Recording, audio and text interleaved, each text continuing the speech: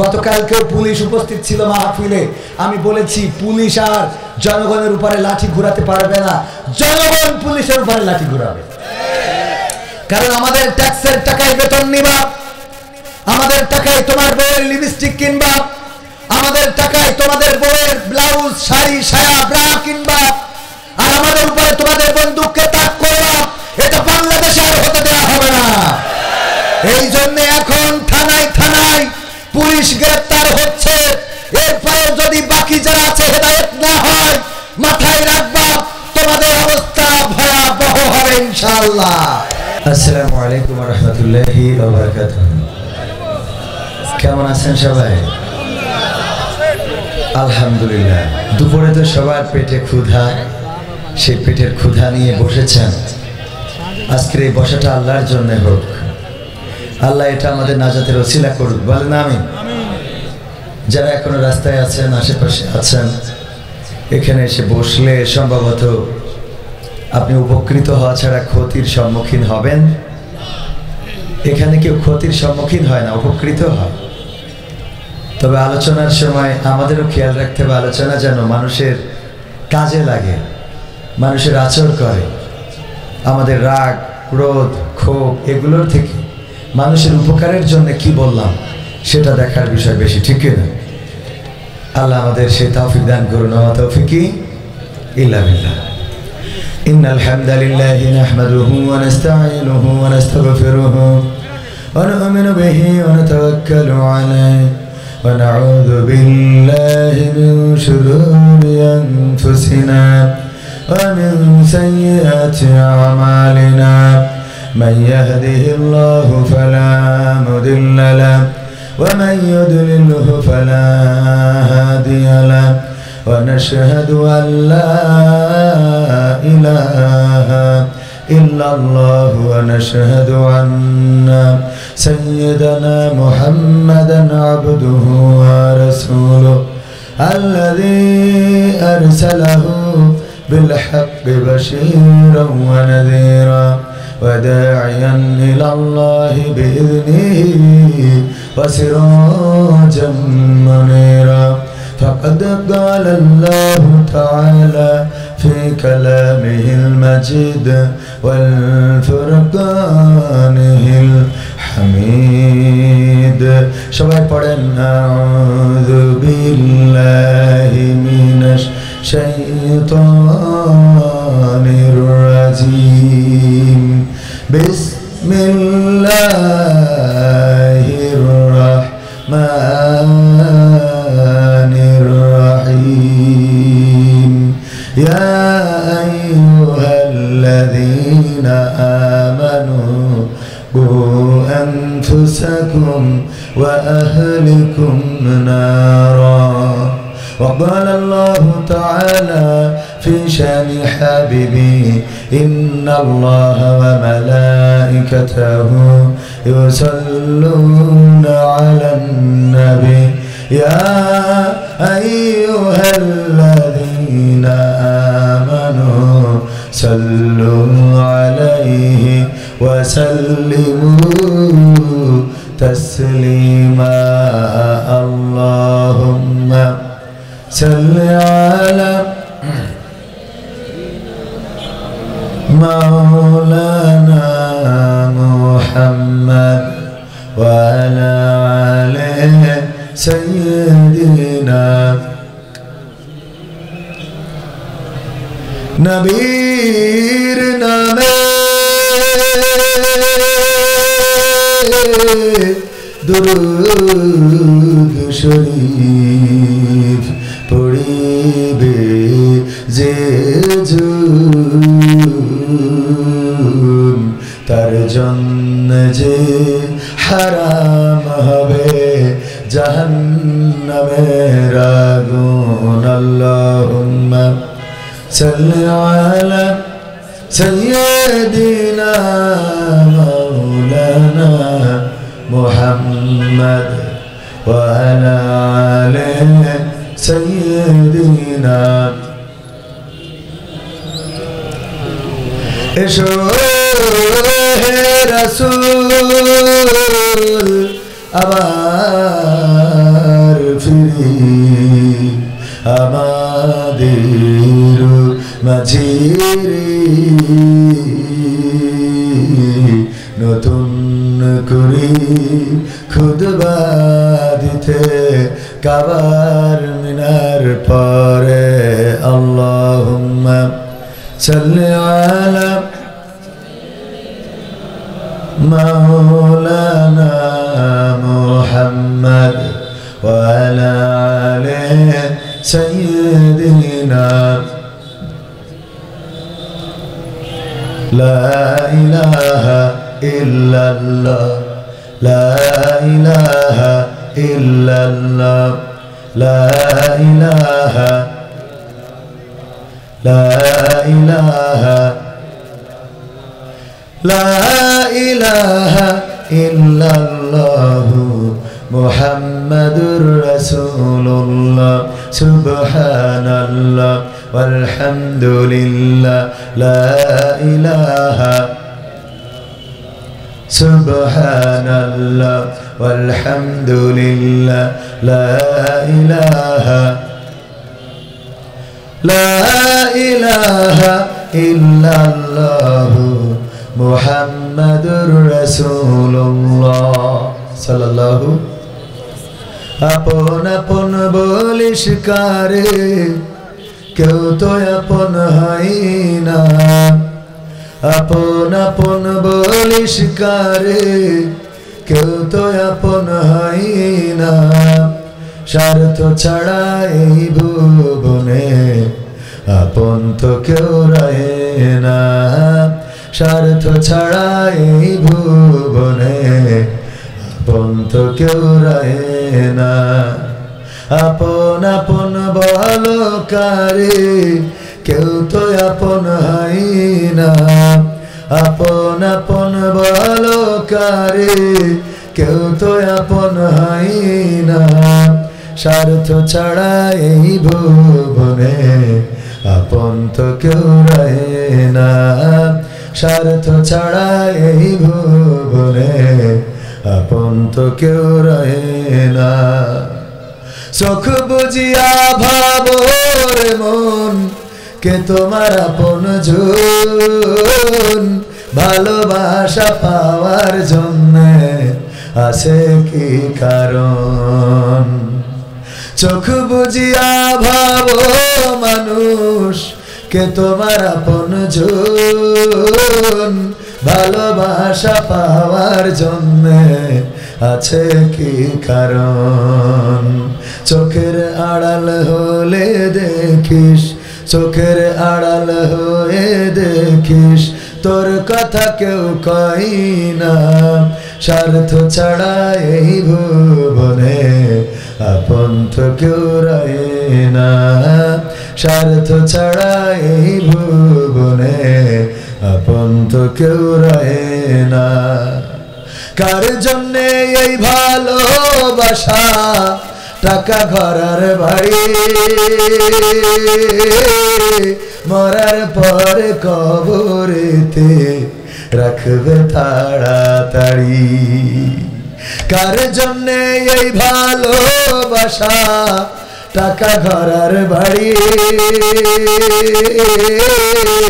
মরার পরে কবরেতে রাখবে তাড়াতাড়ি বিনা লাভে বন্ধুরে কেউ বিনা লাভে বন্ধুরে কেউ তুলার বোঝাও বইনা স্বার্থ ছাড়া এই ভুবনে আপন তো কেউ রহে না স্বার্থ ছাড়া এই ভুবনে আপন তো কেউ রহে না আপন আপন বলো কারে কেউ তো আপন হয় না আপন আপন বলিস কারে কেউ তো আপন হয় না স্বার্থ ছাড়া এই ভুবনে আপন তো কেউ রহে না স্বার্থ ছাড়া এই ভুবনে আপন তো কেউ রহে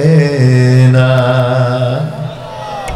ঠিক না বেঠে স্বার্থ ছাড়া কি মানুষকে পাশে পাওয়া যায় এমনকি যার সাথে রাত কাটান, আপনার সঙ্গিনী, আপনার ঘর কন্যা যার সাথে করেন, সেই স্ত্রীর অধিকার আদায়ে যদি আপনি ব্যর্থ হন, কেশবপুরের জমিনে যদি বাড়ি করে দেন, যদি তার 5 তলা বিল্ডিং প্রাসাদ লিখে দেন, যদি তার আইলা শাইলা বাইলা সোনা গয়না সব করে দেন, কিন্তু তার হক আদায় করতে যদি ব্যর্থ হন, অসুস্থ হয়ে পড়েন, ওই স্ত্রীও আপনার কথা তার ভালো লাগবে না, আপনার সাথে সংসার করতে চাইবে না। বলেন ঠিক না বেঠিক?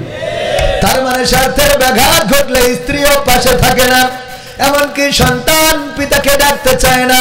বাবা যদি কোনো কারণে এক সন্তান একটু কষ্টে আছে, অভাবে আছে, এটা দেখে যদি 1 বিঘা জমি বেশি লিখে দেয়, আর একটা সন্তান কি বাবার এই সম্পদ লিখে দিয়ে তাকে মানতে পারে? না, পারে না। কারণ 1 বিঘা জমি চলে গেল, ভাইয়ের জন্যও ত্যাগ করতে রাজি নয়, বোনের জন্যও ত্যাগ স্বীকার করতে রাজি নয়। ওগো আমার ভাইরা, এই দুনিয়ায় স্বার্থ ছাড়া কোনো আপন মানুষ পাওয়া যায় না। সুতরাং বুঝতে হবে আপন কে। এই জমিনের উপরে আসমানের নিচে আপন বলে একজন আছে, যিনি বিপদেও ছেড়ে যান না, যিনি সুখের সময়ও পাশে থাকেন, কষ্টের সময়ও যিনি পাশে থাকেন। অনেকেই বলে যার কেউ নাই তার আল্লাহ আছে, আর আমি বলি যার সবাই আছে তার আল্লাহ আছে। ঠিক না বেঠে? সুখের সময় যিনি পাশে থাকেন তিনি আল্লাহ, আবার দুঃখের সময় যিনি পাশে থাকেন তিনি আল্লাহ। কিন্তু আমরা সুখের সময় আল্লাহকে ভুলে যাই, আর দুঃখের সময় আল্লাহকে ডাকি। এই হলো আমাদের চরিত্র। বলেন ঠিক কিনা? আপন কাকে খুঁজবেন? কেউ তো আপন নয়।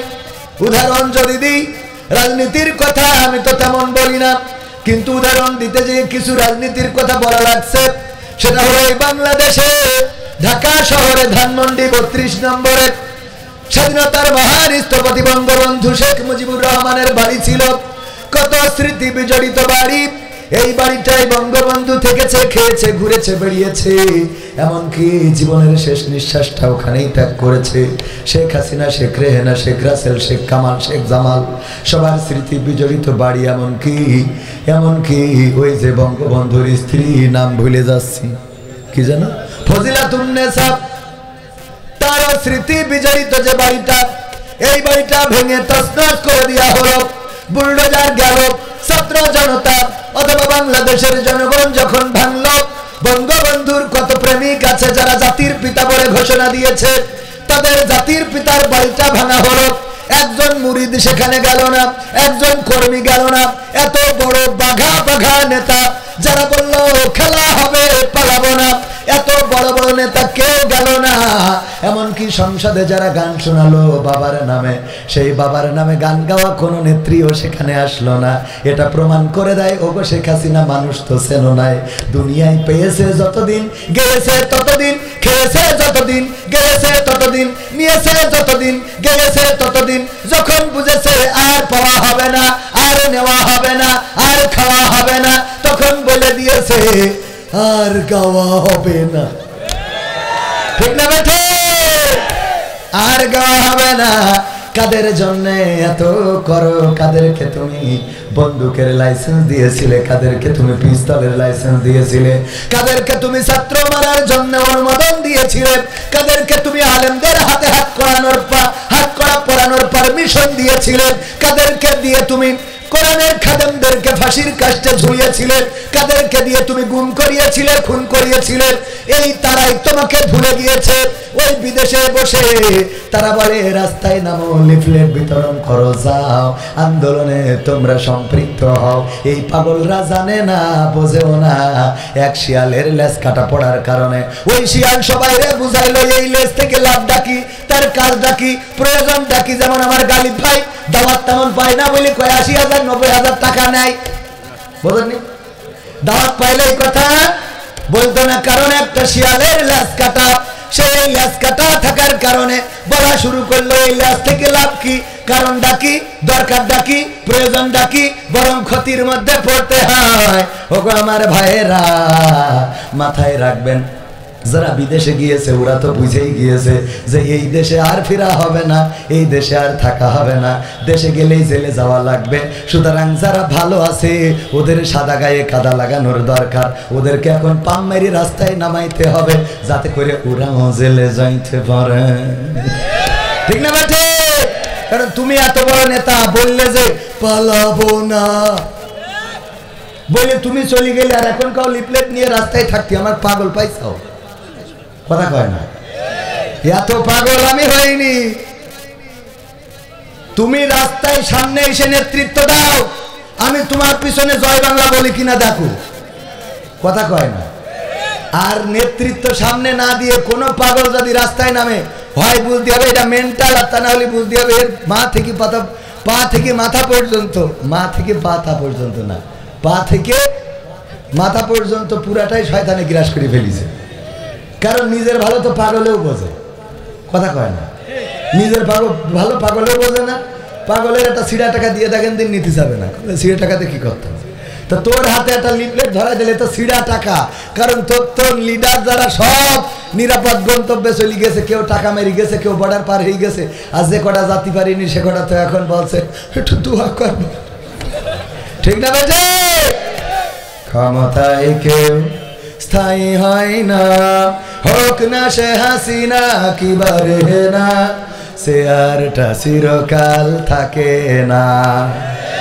ক্ষমতায় কেউ স্থায়ী হয় না, মুজিবুর বেশি দিন থাকেনি, জিয়াউর কেউ তো রাখেনি, ঠিক না বেঠে? মুজিবুর বেশি দিন থাকেনি, জিয়াউর কেউ তো রাখেনি, এরশাদ চলে গেছে পৃথিবী ছেড়ে, এরশাদ চলে গেছে পৃথিবী ছেড়ে, কেউ আজ তার কথা কয় না। পছন্দ হলো না কথা? বলে বাবারে, আওয়াজ না বেরোলে আমার বেরোবে না, কিন্তু আপনাদের আওয়াজ বেরোচ্ছে না কেন? ক্ষমতায় কেউ স্থায়ী হয় না, সে আরটা চিরকাল থাকে না। ক্ষমতায় কেউ স্থায়ী হয় না, হাসিনা ক্ষমতা ধরে রাখতে আয়না ঘর বানিয়েছিল, জনগণের রোশানলে দাদার দেশে পালিয়ে গেল। হাসিনা ক্ষমতা ধরে রাখতে আয়না ঘর বানিয়েছিল, জনগণের রোশানলে দাদার দেশে পালিয়ে গেল। ডিবি হারুনের পাশে আর, ডিবি হারুনের পাশে আর পরিমণিদের দেখা যায় না, ঠিক না বেঠে? ক্ষমতায় কেউ স্থায়ী হয় না, হোক না সে হাসিনা কি বারে না, সে আরটা চিরকাল থাকে না। সে আর কি চিরকাল থাকে না? থাকে না। আমার আগে ছিল আমাদের আসাদুল্লাহ গালিব ভাই, তিনি আলোচনা করেছিলেন, চেয়ার যতক্ষণ ছিল পাওয়ারও ছিল, যা মনে চেয়েছে বলেছে। এখন আবার পাশে বসে, এখন চেয়ার আমার, এই জন্য ডাইরেক্ট মেরে দিচ্ছি, ঠিক না? কারণ যখন যার চেয়ার তখন তার পাওয়ার, সে যেইভাবে বলবে সেইভাবে শোনাই লাগবে, সে যেইভাবে বলবে সেইভাবে করাই লাগবে। এখন ডক্টর ইউনূস চেয়ারের মালিক, দেখেন অপারেশন কি ডেভিল হান্ট শুরু করেছে, কি অপারেশন ডেভিল হান্ট, থানায় পুলিশ গ্রেফতার হচ্ছে, এটা বিশাল ম্যাজিক না? থানায় পুলিশ গ্রেফতার হচ্ছে। এতদিন আমাদের ধরে নিয়ে থানায় রিমান্ডে নির্যাতন করেছে, নিষ্পেষণ করেছে, আমাদেরকে নির্যাতন নিষ্পেষণ করে ক্ষান্ত হয় নাই, যা মনে চেয়েছে তাই করেছে, ব্ল্যাকমেইল করেছে, পরিবার থেকে টাকা নিয়েছে, সম্পদ নিয়েছে। ওগো আমার ভাইয়েরা, যারা এই কাজগুলো করলো, আল্লাহ বলল দেখো আমি ছাড় দিই কিন্তু ছেড়ে দিই না। এরপরেও যদি শিক্ষা না হয়, ওর শিক্ষার কিয়ামত পর্যন্ত হবে। এরপরেও যদি না বোঝে, ওর কিয়ামত পর্যন্ত আর বোঝানো সম্ভব হবে না? হবে না। এত কিছু দেখার পরেও যদি তোমার লজ্জা না হয়, চায়ের দোকানে বিড়ি টানে আর বলে আগেই তো ভালো ছিলাম, ঠিক না রে? ঠিক। ওর এরপরেও যদি শিক্ষা না হয়, আর শিক্ষা হবে? আগেই তো ভালো ছিলাম বলার জন্য তারা একটা মাস্টার মাইন্ড করেছে, একটা পরিকল্পনা গ্রহণ করেছে। সেই পরিকল্পনা কি? এই বাংলাদেশে অস্থিতিশীল পরিবেশ তৈরি করতে হবে। মানুষকে সুখে থাকতে দেওয়া যাবে না, মানুষ যেন ঘুমাতে না পারে, রাতের অন্ধকারে ছিনতাই বাড়িয়ে দিতে হবে, রাস্তায় দাঁড়িয়ে গাড়ি থামিয়ে ছিনতাই করতে হবে, চাঁদাবাজি করতে হবে, এমনকি ধর্ষণ, খুন, গুম, অপহরণ এগুলো বাড়িয়ে দিতে হবে। এই কারণে যে যেন মানুষ বলতে পারে এর থেকে তো আগে ভালো ছিলাম। কথা বোঝেননি? উদাহরণ দিতে যে যদি বলি, আল্লামা দেলোয়ার হুসাইন সাইদি একটা উদাহরণ ব্যবহার করেছিলেন অনেক আগে, সম্ভবত 2000 সালেরও আগে। উনি বললেন যে এক কাফন চোর মারা যাওয়ার সময় সন্তানদেরকে বললো, সবাই তো আমার কাফন চোরা বলে, আমি মারা যাওয়ার পরে তোমরা এমন কিছু করবা যাতে অন্তত মানুষ আমারে ভালো বলে। মানুষ কি করে? আমারে ভালো বলে। আমি ভালো কাজ করার কারণে আমার আব্বার খুব ভালো বলে, এরকম মানুষ নাই যে তোমার থেকে তোমার আব্বা ভালো ছিল। এই কথা তেমন একটা বলে না, কয় তোমার আব্বা কি ছিল, তুমি তো তার থেকে ছাড়াই গেছাও, এরকম অনেকেই বলে। আল্লাহ আব্বার থেকে তো আর ছাড়ানো যায় না। আব্বা এই পথটা ধরিয়ে দিয়েছিলেন, সেই পথটায় চলছি আলহামদুলিল্লাহ। আব্বাকে খারাপ তো আর বলে না, কি খারাপ তো আর বলে না যে ওর মধ্যে বাপ খারাপ, এই জন্য ওর খারাপ। অনেকেই বলে না যে তোর কথা শুনে বোঝাই যায় তোর জন্মটা কেমন, এরকম আছে না? বাবারে গালি খাওয়ায়, মারে গালি খাওয়ায়। বিশ্ব নবী সাল্লাল্লাহু আলাইহি সাল্লাম বলেছেন তোমরা তোমাদের মাকে গালি দিও না। আল্লাহ নবী সাহাবীরা বলেন, ওগো বিশ্ব নবী, কেউ কি তার মাকে গালি দিতে পারে? কয় তোমরা যখন তোমাদের অপরের মাকে গালি দাও তখন সে তোমাদের মাকে গালি দেয়। সুতরাং প্রকৃত অর্থে তোমরা তোমাদের মাকে গালি খাওয়াও, এই গালির জন্য তুমি দায়ী থাকবা। এই জন্য আমরা কোনো কারো মাকে, কারো বাবাকে তুলে গালি দেব না। কে আপনি যদি কাউকে বলেন এই তোরে তো দেখি মনে হয় তুই একটা বেজন্মা, ও বলো বেজন্মা তো আমি না, বেজন্মা তো তুই, এরকম রিপ্লাই করে না? তো এই জন্যে আমরা এরকম কথা বলবো না। শুধু তাই নয়, বিশ্বনবী বলেছেন তোমরা রবকে গালি দিও না, আল্লাহকে গালি দিও না। কয় আল্লাহকে গালি দেওয়া যায়? কয় তোমরা অন্যদের দেবতাকে গালি দিলে তারা তোমাদের রবকে গালি দিবে, এটাতে প্রকৃত অর্থে তোমরা তোমাদের রবকে গালি দিলে। অন্য দেবতাকেও গালি দেওয়া যাবে না, বিশ্বনবীর কথা। সম্মানিত ভাইরা, তো আল্লামা সাইদি বললেন যে ওসিয়ত করেছে আমি মারা যাওয়ার পরে তোমরা এমন কোনো ভালো কাজ করবা যাতে করে অন্তত আমারে মানুষে ভালো বলে। তো ওরা চিন্তা করলো তাহলে আব্বা কাপড় চুরি করতো, আমরাও এই কাপড় চুরি আর অন্তত করা যাবে না, আমরা নামাজ পড়া শুরু করি। তো ওরা 5 ওয়াক্ত বা জামাত আমাদের গালিব ভাইয়ের পিছনে নামাজ পড়ে মানুষে কয় কাপড় চোরের ছেলেরা আবার নামাজি হয়ে গেছে, বুঝলেন? তো তাহলে আব্বারা কি ভালো করলো? তো চিন্তা করলো তাহলে নামাজ পড়ার জায়গায় আরো একটু ভালো কাজ করি। কি করা যায়? প্রতি ওয়াক্তে কিছু জিলেপি, কিছু তাবারক নিয়ে আসে মসজিদে, নিয়ে চকলেট, কাঠি, লজেন্স এগুলো আয়োজন করে বাচ্চাদেরকে দিল, যে প্রতি ওয়াক্তে দেয়। কয় এগুলো দেয় কে? কয় ওই যে কাপন চোরা ছেলেরা দেয়। তাইলে কি আব্বারে ভালো কইলো? তাও কইলো না।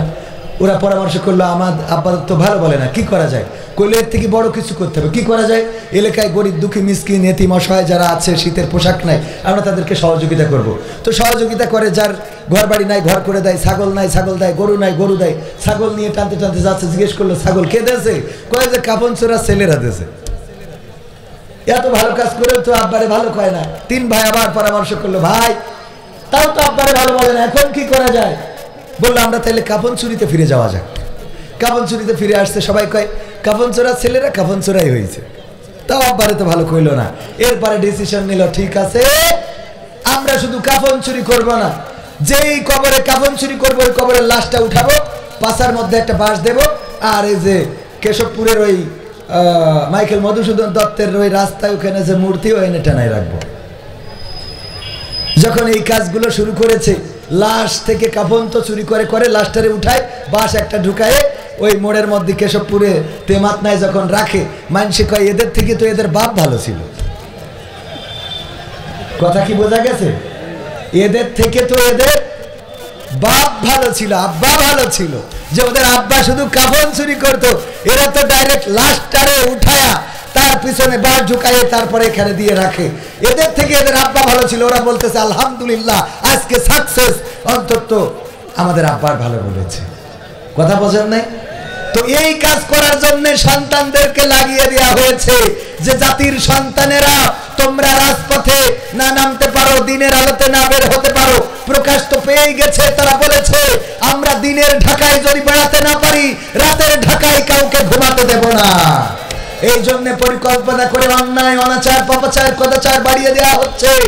আর এইগুলো যেন করার পরে মানুষ যেন বলতে পারে আগেই তো ভালো ছিলাম। কথা কি বোঝা গেছে? এই জন্য আগেই ভালো ছিলাম এই কথা বলতে দেওয়া হবে না। আর আমার প্রশাসনেরও অনেক ভাই আছে, আমাদের বেনজির সাহেব বলেছে যে 90% আল্লাহর ওলিদের লোক। বলেছে না বলে নাই? বেনজির বোঝেন তো? বেনজির আইজিপি সাহেব বলেছেন যে 90% আমাদের লোকের জন্য চোখের সামনে ছিনতাই হয়, পুলিশকে দেখে পাওয়া যায় না। ও তো চাই যে হোক আমরা একটু, কারণ ওই সময় মাল যেভাবে পেয়েছে সেভাবে টেনেছে, ঘুষ খুন গুম সবকিছুর লাইসেন্স ছিল। বলেন ঠিক কিনা? গতকালকেও পুলিশ উপস্থিত ছিল মাহফিলে। আমি বলেছি পুলিশ আর জনগণের উপরে লাঠি ঘুরাতে পারবে না, জনগণ পুলিশের উপরে লাঠি ঘুরাবে।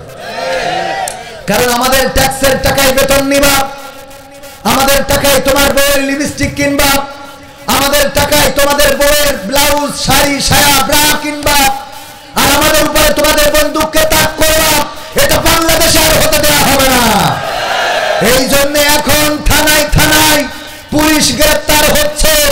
এরপরে যদি বাকি যারা আছে হেদায়েত না হয়, মাথায় রাখবা তোমাদের অবস্থা ভয়াবহ হবে ইনশাআল্লাহ।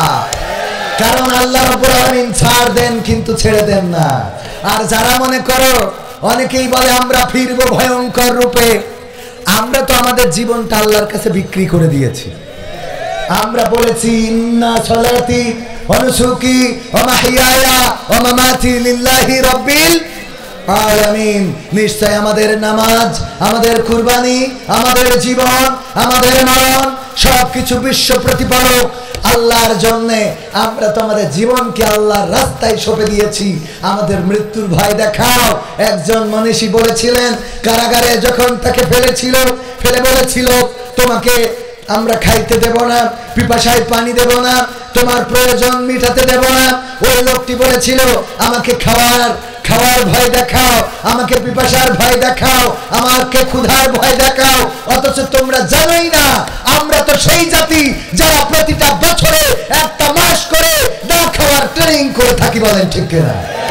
তোমরা আমাদের ভয় দেখাও, আমাদেরকে পৃথিবী ছাড়া করবা, তোমরা আমাদেরকে ভয় দেখাও, আমাদের জেলখানায় ভরবা, তোমরা আমাদেরকে ভয় দেখাও, আমাদের নির্যাতন করবা। আমাদের রাসূলের সুন্নাহ হলো আমরা নির্যাতিত হব। আমাদের রাসূল শিখিয়েছেন, আমাদের কোরআন জানিয়েছেন, আমাদের মৃত্যুটা যদি শাহাদাতের মৃত্যু হয় তবে আমরা সেই সেতু পার হই, যেই সেতুটার নাম শাহাদাত, ওপারে আছে জান্নাত। সুতরাং ওই জান্নাতের জন্য জীবন দিতে আমরা কার্পণ্য বোধ করি না। ঠিক না বেঠিক?